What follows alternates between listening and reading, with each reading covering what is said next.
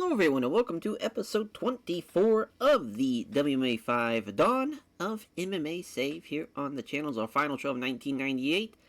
It will be 1 November to remember as our heavyweight title fight for the heavyweight title in our main event. Don Fry taking on Josh Barnett. Very fun fight there. As far as you could say it's grappler versus striker in a way with how fucking awesome Don Fry has been with his striking, but it really is kind of, Don Fry, obviously a wrestler at Arizona State, but I would say Barnett's probably the better grappler, but still Don Fry is the better striker. Either way, though, it's going to be a fun main event. Go main event, though. Kazushi Sakuraba taking on Dan Henderson. Boy, those two again. I mean, Sakuraba's had a pretty good run with us. Dan Henderson's been on a rise. There's been a lot of great new talent coming in at that cruiserweight weight class at 205, and man, it's just getting bigger and better. As for our middleweight contest, though, Evan Tanner, Royce Gracie. Royce has, of course, been on a downhill slide pretty much since the latter half of the decade, and it's he's got a tough task, really. Evan Tanner's going to be giving him a lot of problems, and that's going to be a tough one for sure. And Alexei Oleinik taking on Pete Williams. Both guys, around 5 pounds of weight difference there. Both guys 230, 235 in that area. And yeah, I mean, Pete and Alexei Oleinik, that's a fun one. Again, I think that's grappler versus striker as far as in that regard in the heavyweight division. Pete, of course, you got to watch out for that head kick. He will put your lights out. Don Fry and Josh Barnett, though, both guys with 5 wins. But, of course, Barnett with the 1 loss, and Don Fry undefeated. All his fights have been in 1. And we have now assigned him exclusively, of course. He's beaten Mark Kerr, Pedro Hezo, Simi Schilt, Mark Coleman, and Dangerous Dave Benito. All the good, great fights. 3 finishes, 2 decisions. Of course, his last fight with Mark Kerr lasted only a minute. He knocked his big ass out. Unreal by Josh Barnett. Gives him an interesting task. A catch wrestler who did lose to Mark Kerr. He went the distance with Mark Kerr. He's went the distance with Ice Cold Igor. He's a guy that does not finish people. He's the exact opposite of kind of what we would want really as a champion. He's had 1 good fight, and it was when he knocked somebody out in rings in under a minute. Other than that, it's been average to decent in that poor fight with Igor. It's very interesting to see how he does in this one, because Don Fry is going to push him. And he's going to be a guy that's going to look to take his ass out. It's going to be a tough fight. Going to be a very, very tough fight for Josh Barnett. Going to be a tough fight for both guys, though. I think if Barnett gets him down quickly, Don Fry might be in trouble. But I would probably hedge my bet towards the Don Fry side. Dan Anderson and Kazushi Sakuraba, crazy. He's a minus 500 favorite. It's a lot closer than that. Dan Anderson's the man. But Sakuraba is a unique individual in there, and it's kind of funny we have 2 catch wrestlers in the main and co-main, but he was on an absolute tear before he lost to Hickson. He's beaten Frank Shamrock, Jeremy Horn, with rear naked chokes. He's a great grappler, great finisher, very fun fighter, of course, but Dan Anderson is a tough motherfucker as well. Kind of crazy, though. He lasted a little longer than we thought he would against Masakatsu Funaki. He finished him, but it took until the second round. He's had a long layover, though. That was in March. We'll see how he does. I believe we've also signed him to exclusive deal. Yep, so either way, both guys 3 and 4 in the cruiserweight rankings. And, yeah, Sakuraba, if he gets him to the ground, he's got a good chance. But, again, Dan Henderson is, of course, a Greco-Roman wrestler, so he can be the one to dictate the pace for sure. But Sakuraba does have a great guard. This is a unique fight. Because really, Dan Anderson, if I was in his camp, I would definitely tell him to stand up with him, not take him down, use his hands, be able to knock him out that way, and get the win. Not take him down because you have the chance of getting caught in submission from the bottom, an armbar, triangle, and nobody wants that. But Evan Tanner and Royce Gracie. Of course, Royce, this will be his 15th fight, kind of crazy. I don't think he had 15 fights in his own career.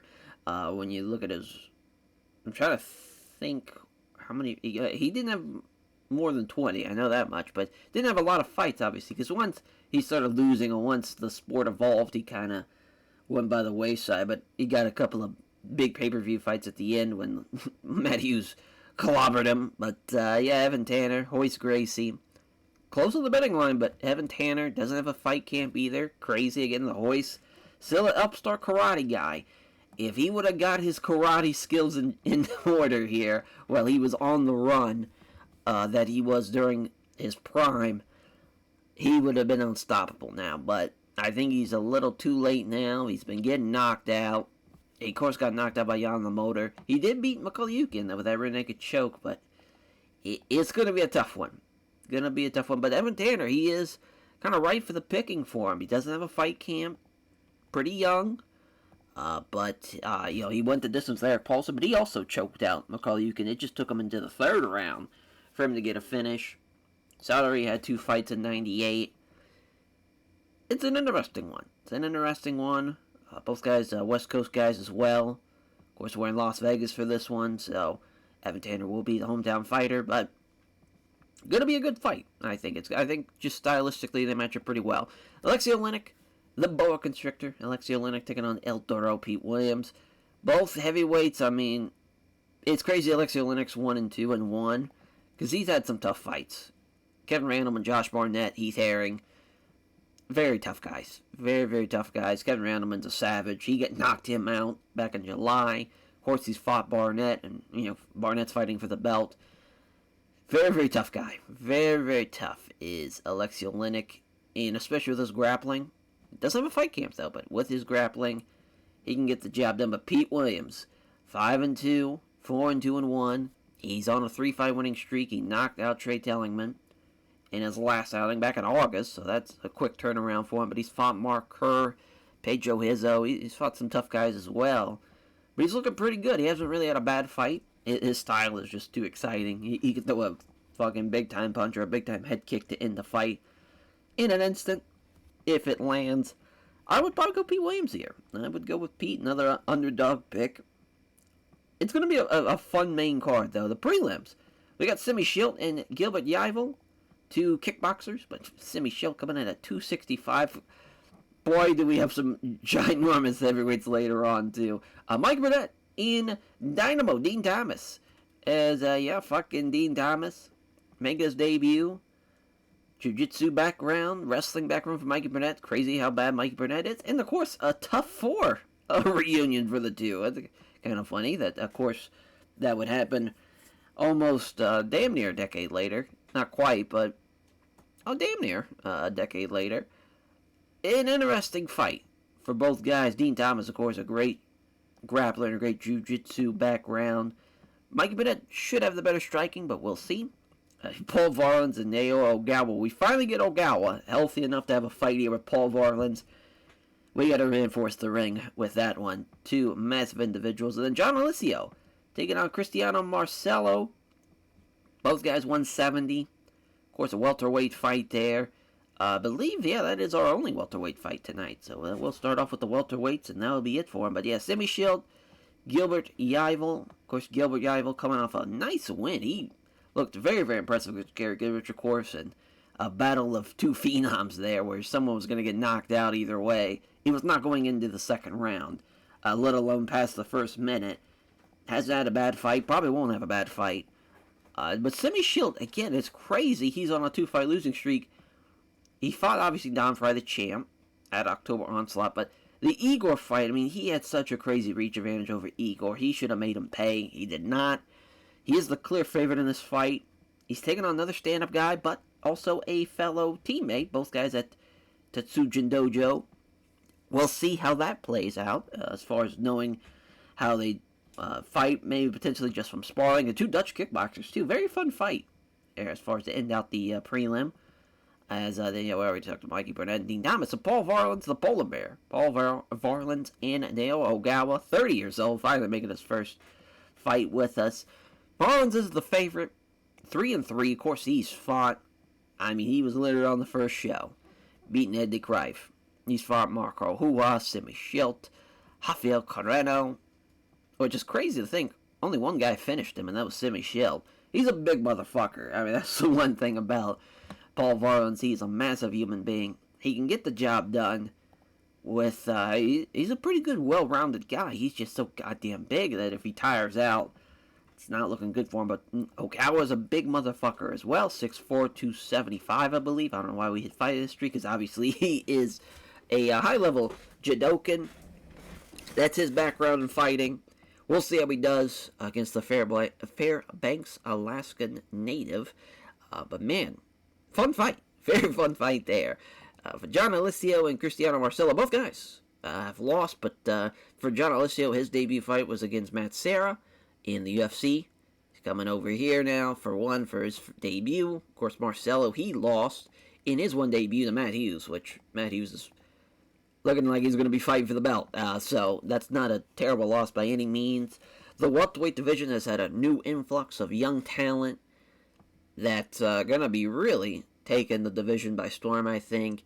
And Walter Braga's already young. Like, Carlos Newton's already young. There's a lot of young guys in that welterweight division. It should be a lot of fun to see as we go into the 21st century. But for John Alessio, Brazilian Jiu-Jitsu background with a kickboxing background, with that stand-up ability, you'd think he would give them the edge, but Marcelo is the clear favorite, a minus 480.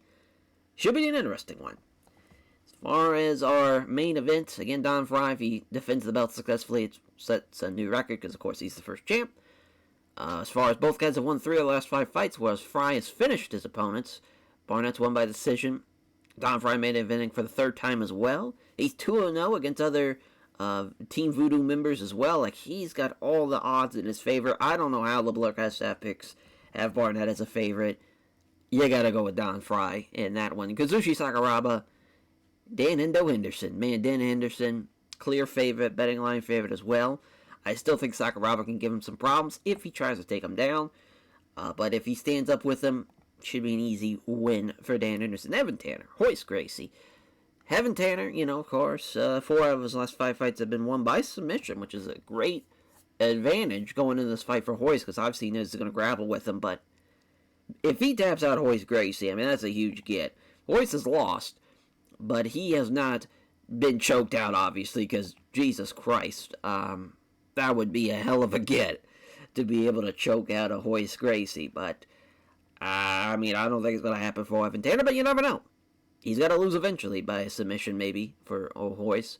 Then for the boa constrictor, Alexi Olenek, an 8-inch reach advantage is insane. That is a hell of a...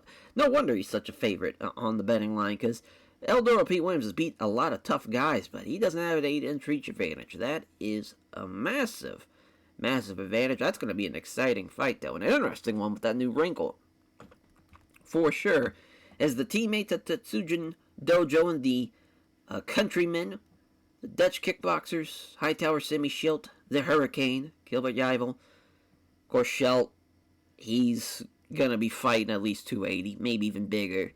We could probably let him fight bigger, too. He could probably bump his weight up. Because, I mean, he is 6'11". He could probably fight around 280 and be just fine. Big dude. big dude. It's old Simi Schilt. And 9-inch reach advantage as well. Schilt's the big favorite. You can see why. He's got all the tools physically.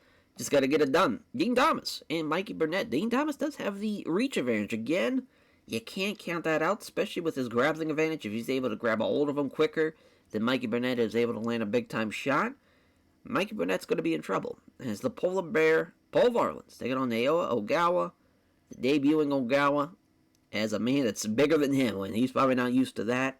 That's going to be a fun fight. And John Alessio and Cristiano Marcello, the 2 winless welterweights, looking to get their first win of their careers. And Alessio, of course, making a big splash with his debut, looking to get a win. To make it a successful one, we'll see. Though, is our referee Stanley Wright. Yeah, Alessio probably fighting around 180, maybe even 185. And Marcelo's already got the single leg. Oh my, he's got side control. Armbar already. Oh, it's in deep. Never mind, pops his arm free and he gets out of it. And, but Marcelo's back in side control. Back to the, oh wow. Well, Cristiano Marcello made light work of that. Went for the Kimura and snagged that right after the armbar. He thought he had him. Couldn't get it done. And John Alessio, a tough break. That is why Cristiano Marcello was a clear favorite. Just a tremendous ground game. As, man, he went through him like butter. That was crazy.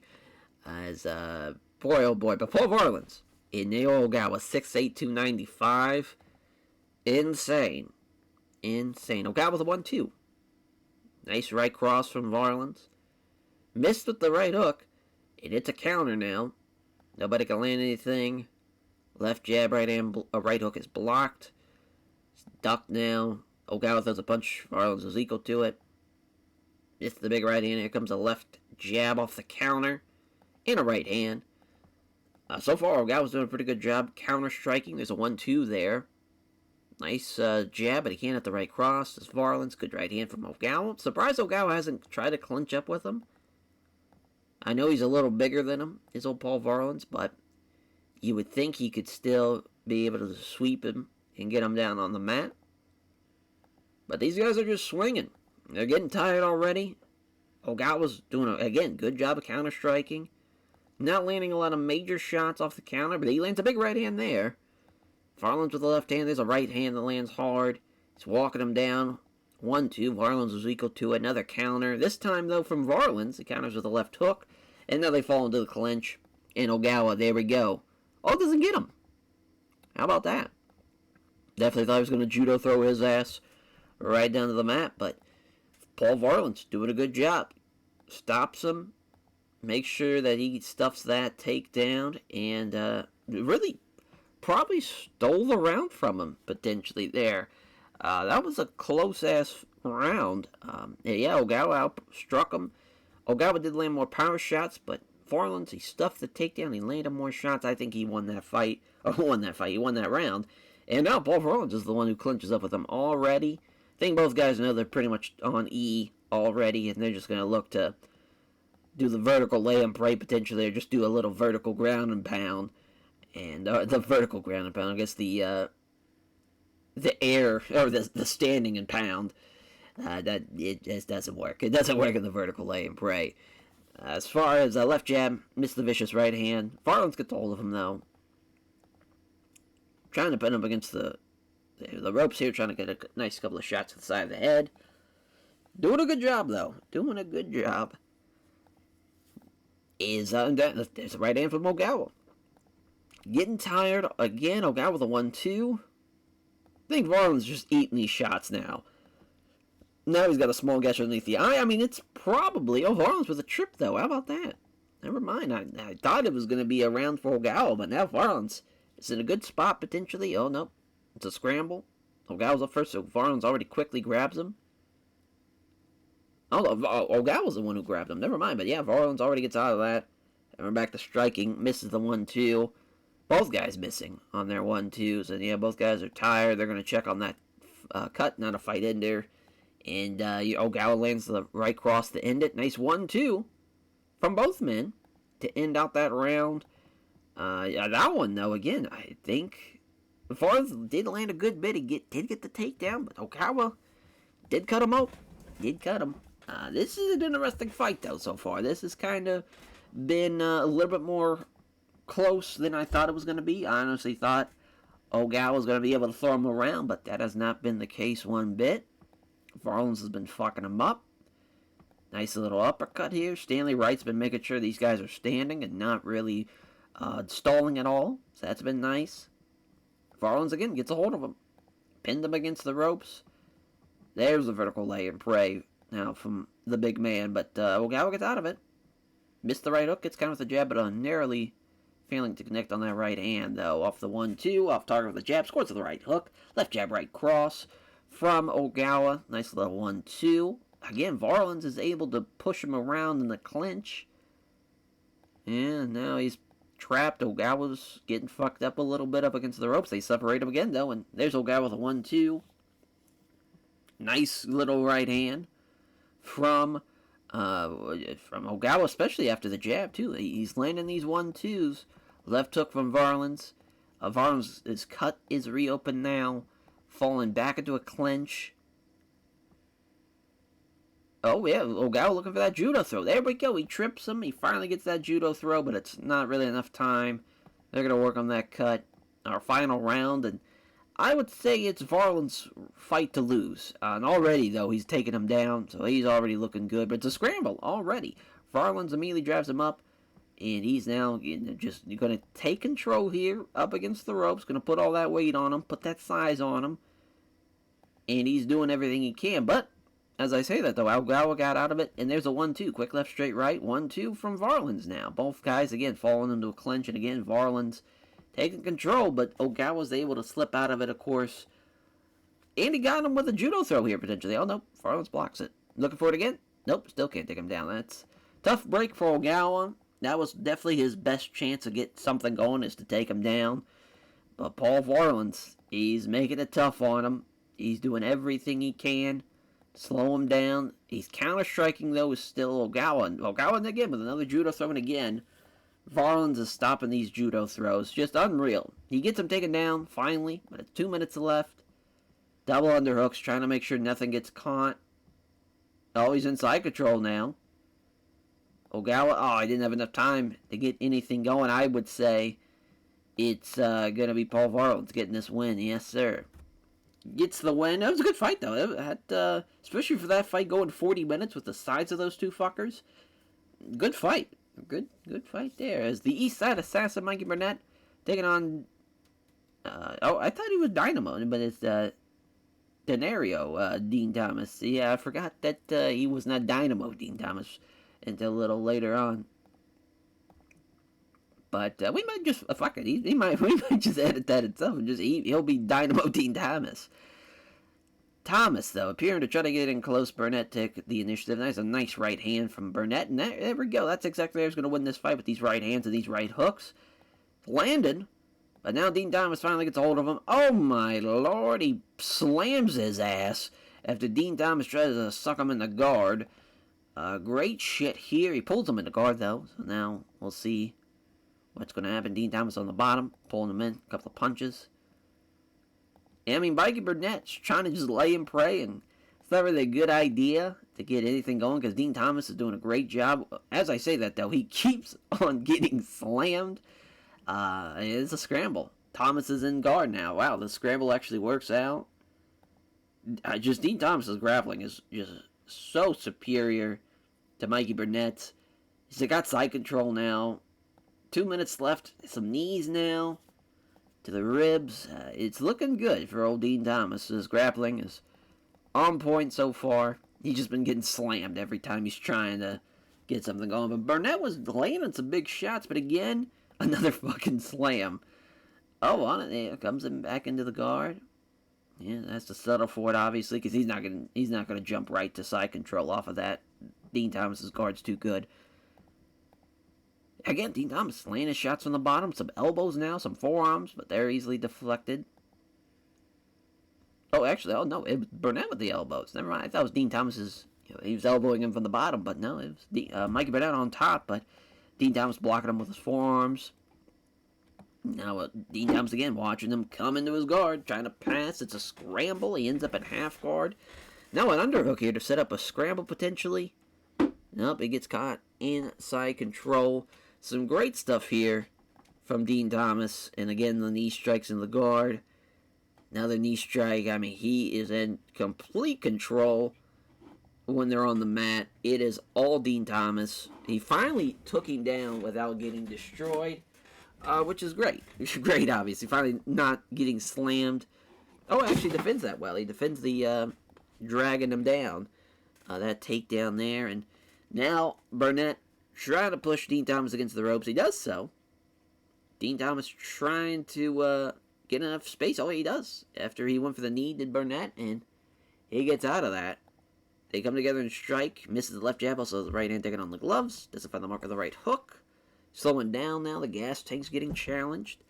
Left hand the exchange. Caught him with a feint. Lands a 1-2 to Dean Thomas. Dean's getting tired now.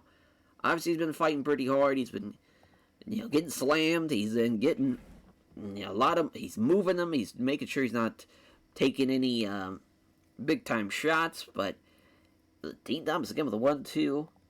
Mike Burnett's a tough dude. He's going to keep on coming. That was a good round, though, for Dean Thomas. He really showed some of his striking in that one. And there we go, another counter. Dean Thomas jabbing him right across. That just missed, though. Left hook from Burnett, left hook from Thomas. They fall into a clinch. Oh, he's got him in the clinch. Does Mikey Burnett. Now he got him with an elbow. Oh, he cut him. There, short left uppercut. Mikey Burnett's fighting his ass off. It's so funny how he's the clear favorite on the betting line, but we knew Dean Thomas was going to give him a problem, and that's been the case so far. And, man, he gets countered, too, with a left jab and a right hook. Dean Thomas' strike advantage with the reach has been evident. There's a jab and a leg kick now.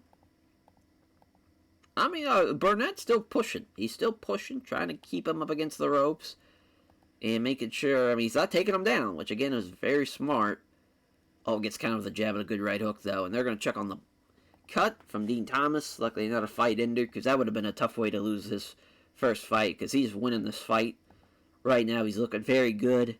He's countering these big-time shots, too, with 1-2 combinations. Left hand, Burnett avoids the big right. They fall back with another clinch.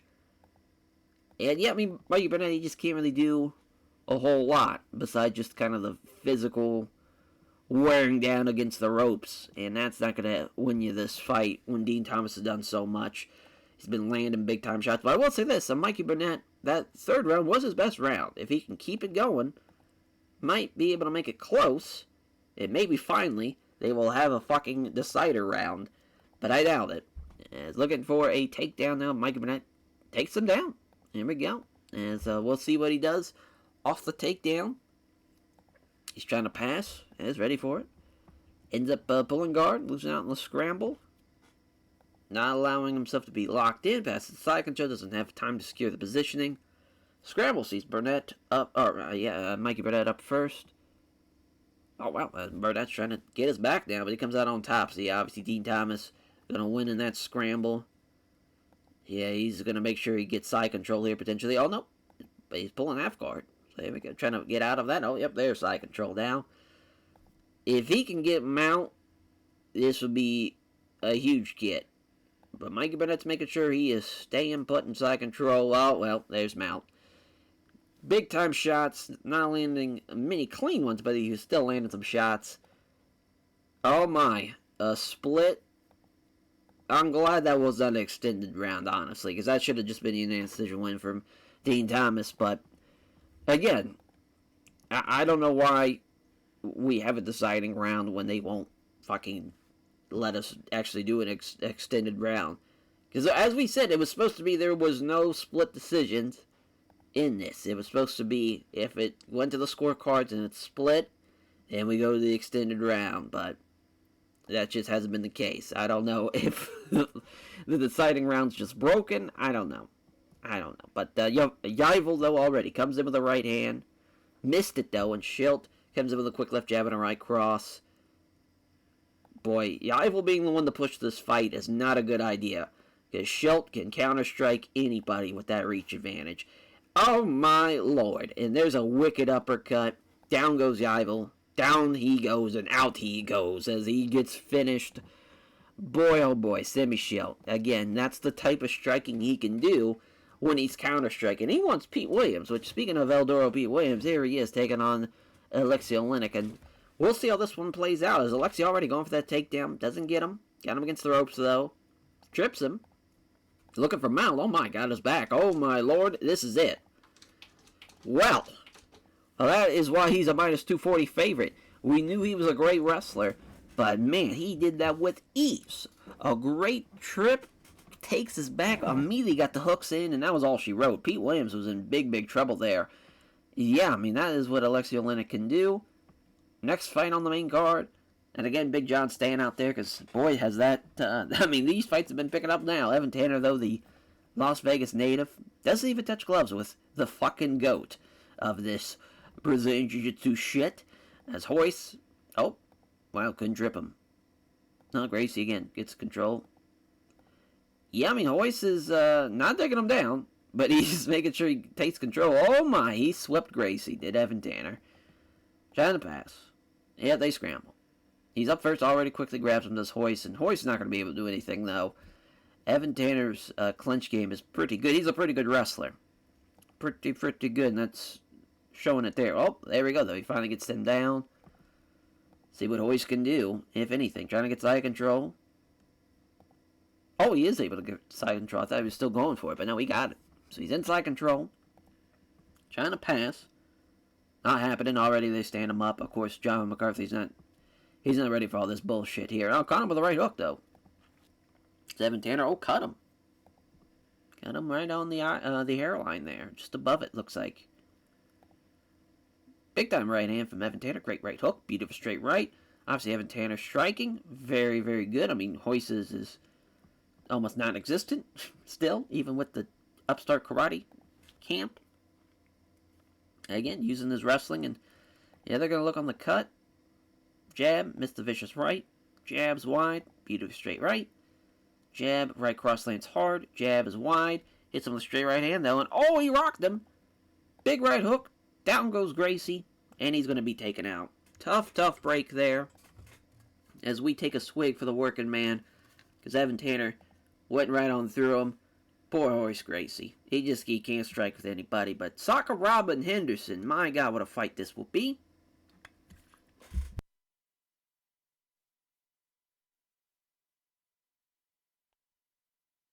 And already they come together in a clinch. Big John's our referee again for this one. He's been very solid. Man, they already separate him. That's kind of crazy. I know they were there for about a minute, but felt like they just got into it. Now, fucking Hendo slammed Sakuraba after Sakuraba was trying to suck into his guard. I mean, this is what Sakuraba wants, but he's got a ref that will stand them up very quickly if need be. Oh, wow. As far as Sakuraba, again, trying to get in close, trying to get for a chance for a knee, and they've now back into a clinch, and Dan Anderson doing everything he can. Oh, actually, Sakuraba got out of that. That's kind of crazy. Oh, no, never mind. He's got complete control. He's dirty boxing him. He's going to slam his ass. Oh, there it is, though. Armbar from the bottom. Oh, no. Doesn't get it. So, yeah, Dan Anderson not doing what I thought he would do. Or at least what I would have done if I was in his camp. But it's getting the job done. He's still out-wrestling him. He's still slamming him. Oh, as I say that, though, now Sakuraba's going to pull him into his guard. Oh, nope. Slams him. But, again, Sakuraba is... it's weird how he just keeps on scrambling when he could definitely do some work by just jumping into a triangle or something from his back. But it is what it is. And Sakuraba's going to get manhandled a little bit here. Just from his game plan. It's not been great. Dan Anderson is, now I think he knows, hey, we don't need to take him down. We can dirty box him, get him in a Muay Thai clinch, oh boy. Oh, nope, he actually fought it off. Good job by Sakuraba, because if he gets him in a clinch, it is not good. He is fucking him up, though. Yeah, if he Muay Thai clinches him, he's going to get fucked up. Sakuraba's getting tired, but he gets a hold of him now, trying again. Sucking him in his guard, he does so. Armbar, no, again, it's going to work. Eventually, it will work.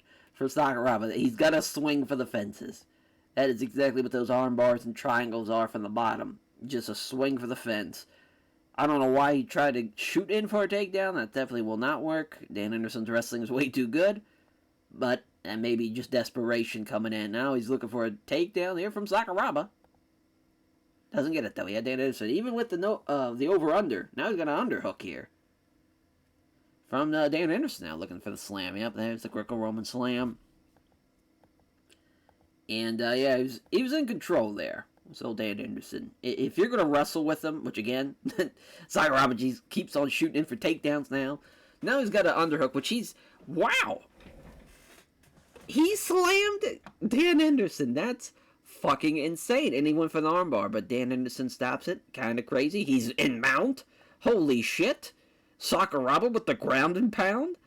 This is insane. I did not expect that one goddamn bit. He's still in control. Unreal. Now he's got his back. If he gets hooks in, it's over. Oh my. Oh my God, Dan Anderson is not tapping. Gets him that time. Flattens him out. There we go. Sakuraba, man. He's a puzzle that you cannot figure out. Just the fucking slam on Dan Henderson. And then ground and pounded him. Got his back. Body triangle. Unreal. God bless him. The fucking goat of this shit. The Predator, Don Fry, and the Babyface Assassin, Josh Barnett. Our next contest, our heavyweight title fight. Big John McCarthy. I think he's refed every single main card fight. And already Barnett gets that single leg. That's exactly what he needed to do to avoid getting absolutely destroyed by Don Fry. Gonna go for side control. He's got side control already. Kimura. Oh my God. Armbar. Oh my God, he's throwing everything at him already. But this is the perfect ref for Don Fry, because Big John's going to stand him up in a big, big way. Left hand, big right hand to the body. He is not going to waste any time, but there goes Barnett. Taking him down, side control, arm triangle. That actually got defended. I thought for sure that was going to be it. And Americana, he's throwing everything at him. And again, Fry gets stood up, and he hits him with the right cross. He's doing everything he can. There's old Don Fry. Now he's pushing the fight. He knows it's now or never. But Barnett is finally, he gets stuffed on the takedown, but he is pushing this fight. But if Fry is the more aggressive one, which he has been right now for the past couple of minutes, it's been a good sign. Been a very, very good sign. Nice 1-2 from Fry. But again, when Barnett's in trouble now, he shoots for that takedown. Now it's a scramble. Don Fry's underneath him, though, in north-south. North-south choke. Oh, my God, he got him. There we go. Josh Barnett, your new heavyweight champion. He gets a finish, too. I mean, he looked tremendous. He looked absolutely tremendous. He threw every type of submission at him, literally. An Americana, armbar, Kimura, arm triangle. All those didn't work in the first round. Second round comes a north-south choke. I believe that's our first one of the series. Which, what a way to pull that off, becoming the one heavyweight champion, tapping out the fucking beast that is Don Fry. Hell of a fight, though. Hell, what a card. 4 main card fights, all that finishes. We had a finish on the semi-shelf fight, and we had a finish in the opening fight of the prelim. Very fun fight. Very, very fun fight card. Obviously, Barnett, Sakuraba, for sure.